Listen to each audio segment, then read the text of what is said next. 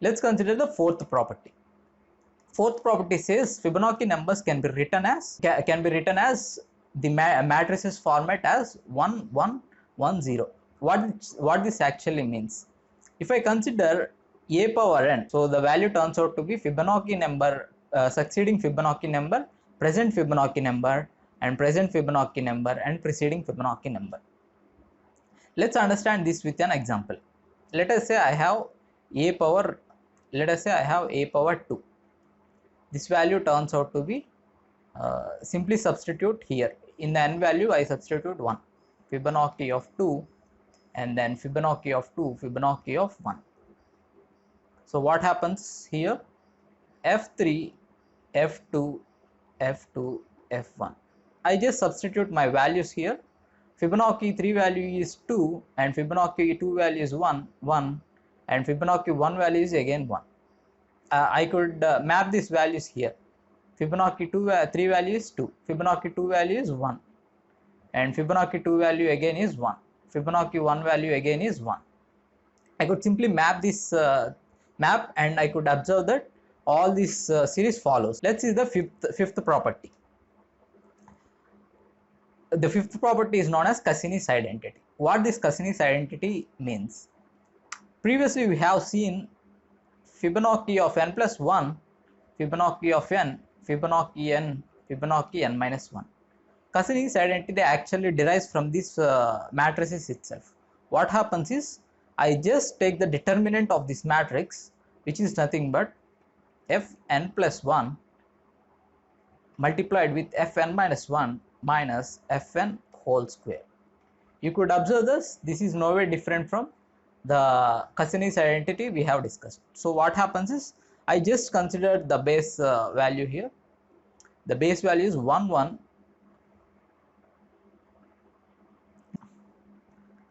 I just consider the base value, the base condition. So what happens is, it is minus 1.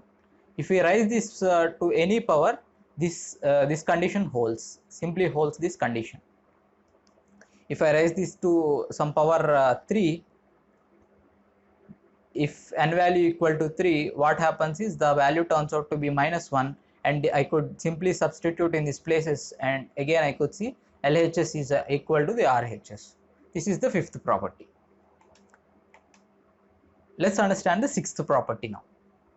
Addition rule. Addition rule says, if I take two indices of a Fibonacci number, and I derive the formula as Fm into Fn minus 1 plus Fm minus 1 into Fn. Let's consider an example here. How this actually comes? This comes from matrices property. I just take Fm plus n. I just consider this. What happens is, Fm plus n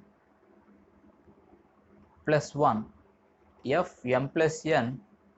Here in the n value place, I just have m plus n.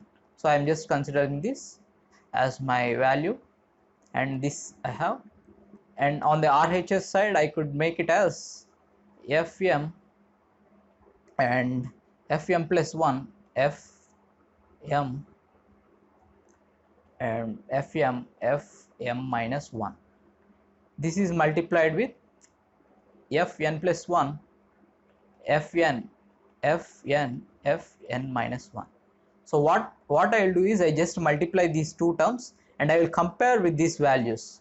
Then the result obtained would be equivalent to this particular thing. And let's see the seventh property. The seventh property says, two consecutive Fibonacci numbers are always co-primes. Let us say we have the series as 1 1 0 1 1 2 3 5 and so on. If you consider any two Fibonacci numbers, the GCD of these Fibonacci numbers would always turns out to be 1. GCD of 1 comma 1, which is 1, GCD of 1 comma 2, which is 1. All the GCD values of these terms becomes to be 1. GCD of consecutive terms always turns out to be 1. We could observe this major observation here, and this is the seventh property. Let's understand the eighth property. GCD of any two Fibonacci numbers Fm, Fn turns out to be the Fibonacci number. We could obtain the Fibonacci number as calculating GCD of m and n first, and then taking that Fibonacci number. This is counterintuitive, and you could understand if we say GCD of, let us say 1 comma 1, this is nothing but f into GCD of 1 is, the number 1 is 1th Fibonacci number, and the number 2 is 2nd Fibonacci number. The GCD of this is 1, and this is equal to GCD of 1 comma 1 is 1, and 1 is equal to 1. LHS is equal to RHS, so this property holds true. And let's see last property and ninth property. If Fn is a multiple of Fm, then n is also a multiple of m. What this actually means? Let us say I have a Fibonacci number m. Let's enumerate our series 0, 1, 1, 2, 3, 4, 5, 8, and so on. I will also write the indexes here: 0th index, 1st index, 2nd index, 3rd index, 4th index, 5th index, 6th index. Let me take some more numbers: 21, 21, and this turns out to be 34, and so on. This is 7th index, 8th index, 9th index, and so on. Let us consider Fn is a multiple of Fm. Fibonacci number 1. Let's say my Fibonacci number Fn, which is nothing but F4. F4 is multiple of F8. F8. 21 is a multiple of 3. Similarly, I could see the indexes of them would also be multiple. 8 is a multiple of 4. This property, so this property holds true here. 21 is a multiple of 3. The indexes of 21 is 8, which is again multiple of 4, the index of 3. This property holds true here.